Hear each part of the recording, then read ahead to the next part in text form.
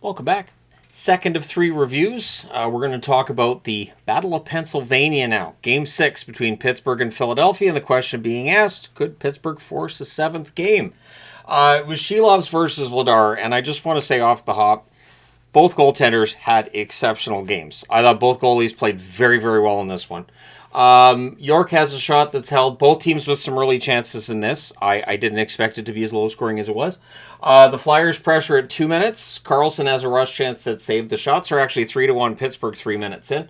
The Penguins forecheck leads to some more pressure. So good forechecking by the Penguins, which was a storyline throughout the night as well. Achari fires one wide on a 3-on-2 rush. We get a scrum and a hold by Shelovs. Bump has a chance this blocker to side. Melka to Chinikov, near miss at the Philadelphia net. Glendening then has a shot that's held, and then we get another scrum. So that's one thing we didn't see a lot of in the last couple of games. That this felt more like games 1 through 3 in terms of the amount of scrums we had here and the amount of physical play we were seeing. So that's something that Pittsburgh avoided in the last couple of games. Shots are 4 apiece at 7.5 minutes. Malkin has a net drive chance that saved. Crosby has a rush chance that saved as well. So the Florida or Philadelphia fans were chanting, and I put "Love you, Crosby" on the board. That's not what they weren't. So, city of brotherly love. Anyways, Couturier's tonight on a rebound. Bump can't bury one in close. There's some momentum for the Flyers now at this point in the game. The Penguins draw a power play. The fans vehemently disagree. There's an early clear. The Penguins set up. They cycle. Carlson has a shot that saved. Russ then had a shot that was held as well. Back-to-back clears helped to finish that off. Sanheim fires one wide on a turnover opportunity. The Flyers draw a power play. They're 2 for 15 in the series, and both goals they had were in Game 3. So the Philly power play just isn't good. They cycle. Martone has a shot that saved. There's a shorthanded rush chance for Dewar. That saved. That power play is killed off, and the Martone shot was the only one that Philadelphia had. My theory is that Martone hasn't been with the Flyers long enough to realize the power play is bad, and he's not supposed to score goals there. Dvorak has the last-minute chance that deflects out, and we are scoreless through the first period. Second period, early jump for the Penguins. Lots of early hits as well. Shots are 2-1 for the Flyers at 3.5 minutes.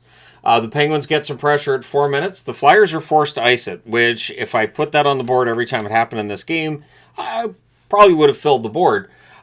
Philly kills time before the face-off. They spent at least, I think, 3.5 to 4 minutes. The Penguins coaches weren't happy. Basically, I think it was Zegers that left to get a new skate. It was remarkable how well Rick Tocchet's team killed time on that icing because everybody on the ice had played over 2 minutes. So they were basically taking as much time as possible. Now, the NHL has a rule about delay of game for that. Didn't come up. Didn't see a referee warning them. Nothing. It takes nearly 4 minutes to drop the puck on that icing call. So brilliant on behalf of the Philadelphia Flyers because it worked. It worked. So what can you say? Penguins draw a power play, so there's some booing there. There's a shorthanded chance for Dvorak that saved. The Penguins set up. They cycle. Mantha can't bury one in close, and another clear ends it. 2 shots on net during said power play. Sanheim to Glendening near miss. The shots are 5-3 Penguins at 8.5 minutes. The Penguins get some pressure at 9.5 minutes. Chinikov has a rush chance. That's caught and held. Mantha has a shot that's blocked. The Penguins are controlling the play, and they controlled large swaths of this game. Just absolutely in control. They just had issues with solving Vladar. The teams trade turnovers. The Flyers pressure with 5.5 minutes left. Michkov's denied on a fast break. Michkov was then unable to stuff one from the side of the net during that same shift. So Michkov definitely prominent tonight. I don't think there's a problem for him to be in the lineup going forward, I would think. But Tocchet can be unpredictable there. The fans call one, the referee does not. Sanheim has a one-timer that's blocked. I heard like one "ref, you suck" chant, and it barely went anywhere, and it lasted for maybe 10 seconds in this game. Achari to Kindle near miss. The Flyers pressure in the closing seconds. Letang then takes a penalty at the horn. And then the announcers were talking about, well, Letang was retaliating for something a Flyers player did, so they could have called a penalty there. They always call retaliation. This is something I have talked about on this channel for 10 years. It's something that Shorzy talks about on that show. It has been a part of hockey forever. The initial penalty almost never gets called. The retaliation, you got to watch the retaliation. And fans will say, well, that's not fair. It's always the way hockey's been. So it's part of the sport. So we go to the third with the Flyers on the power play, and they do set up early in the period. They cycle. There's a clear. Then the Penguins clear again. They killed that off, did the Penguins, and there was no momentum for Philadelphia coming out of that power play. So it did not do what you would hope a power play to start the period would do. Witherspoon has a shot that's held as the Penguins make a push. Couturier has a rush chance that's held. Novak to Chinikov in close. That gets blocked, so it doesn't quite get to the net. Shots are 3-2 for Pittsburgh at 3.5 minutes. Novak has a rush chance that's saved, and this already feels like overtime. So we're early in the period still, and I was like, this is going to overtime. The first goal wins. That's where we're at. That's where this game is going. First goal wins. It just, you could feel it. And I'm sure if you're a fan of the Penguins or the Flyers, you probably knew that as well. You're probably very stressed. I wasn't stressed at all.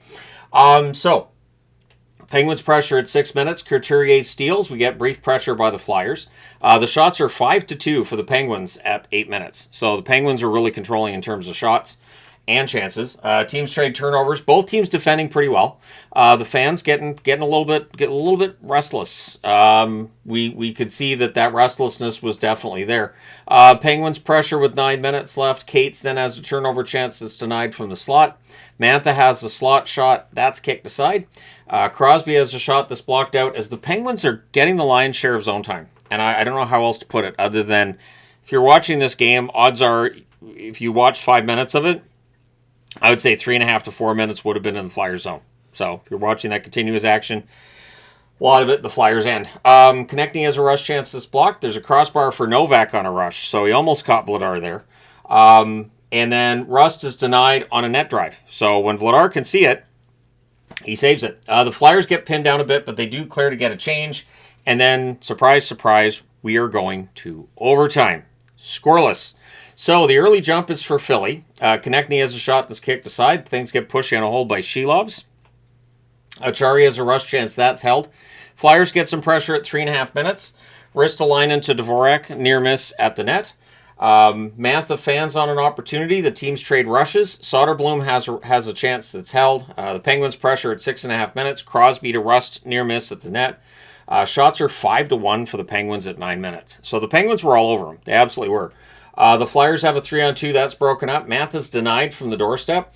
And after that, we get the dry scrape because we're over halfway through that first overtime. And all I kept thinking was, we're going to go to double overtime, aren't we? Is this game going to end up finishing later than the Vegas-Utah game? You just never know. There have been some 4 or 5 overtime games over the years, so you just never know when one might just crop up. Lizotte has a wrister that deflects out. Strong forechecking by the Penguins. The Flyers get forced to ice it. Shots are 10-3 for the Penguins at 14.5 minutes. So lots of opportunities. The Flyers get some pressure at 15.5 minutes. Martone can't bury one in close. And then at 17:32. The Flyers win a faceoff. They cycle with it. And York's point shot past a screen goes post and in. So 17:32 into the first and only needed overtime.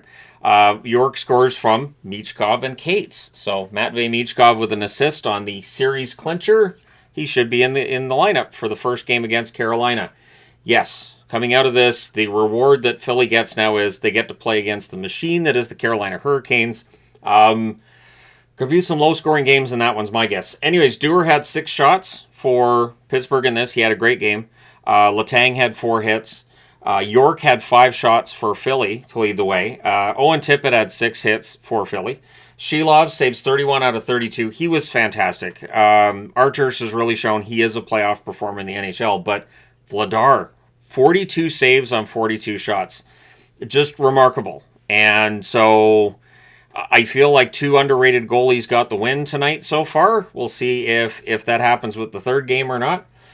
Pittsburgh, 0 for 2 on the power play. Philadelphia, 0 for 2 on theirs. And the hits, 45-26 for Philadelphia. So Philadelphia out hit them.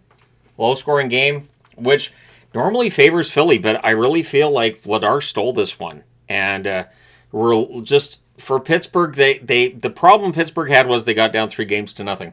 That's the problem Pittsburgh had. But either way, let me know your thoughts in the comment section below as always. Hit like and subscribe in the event you may not have done so already. Thank you guys so much for all your support. It is greatly appreciated. I will talk to you again soon.